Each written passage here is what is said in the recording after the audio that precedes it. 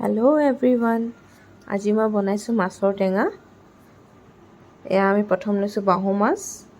এতিয়া আমি কেৰাহীত তেল দিছোঁ। তেলখিনি গৰম হ'লে আমি মাছটো ফ্ৰাই কৰি ল'ম। এয়া চাওক,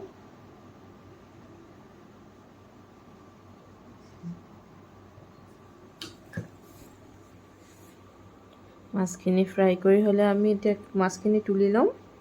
তাৰপিছত আমি মাছৰ জোলৰ কাৰণে আমি বিলাহী আৰু আলু লৈছোঁ। এতিয়া আমি মাছ ফ্ৰাই কৰা তেলখিনিতে পাঁচফোৰণ দিলোঁ। তাতে আলু আৰু বিলাহীখিনি কাটি থোৱাখিনি আমি ঢালি দিলোঁ একেবাৰে।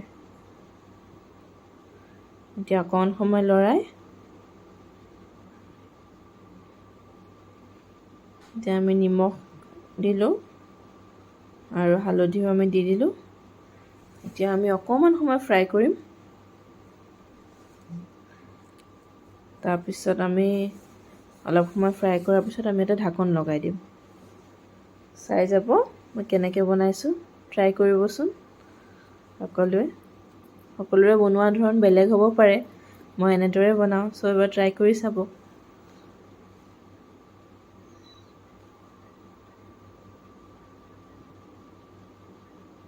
এতিয়া আমি জুইৰ ষ্টিমটো অকণ কমাই দিম। এতিয়া আমি ঢাকন লগাই দিলোঁ। এতিয়া আমি অকণমান সিজালে আমি ৱেইট কৰিম। এতিয়া বিলাহীখিনি চাওক ভাঙি গৈছে।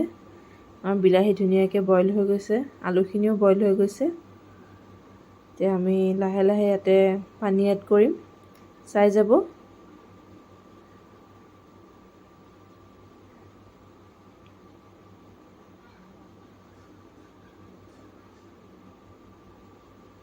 এতিয়া আমি গৰম পানীও ব্যৱহাৰ কৰিব পাৰোঁ। মূৰখিনি লৰালৰি হোৱাৰ বাবে ঠাণ্ডা পানী ব্যৱহাৰ কৰিলোঁ। তাৰপিছত উতল অহাৰ পিছত আমি মাছখিনি এড কৰি দিলোঁ এতিয়া জোলত। এতিয়া অকণমান সময় মাছ দি আমি জোলখন উতলাম।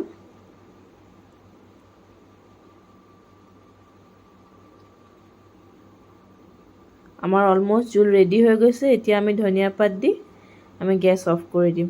Thank you. কেনেকুৱা লাগিল এবাৰ জনাব।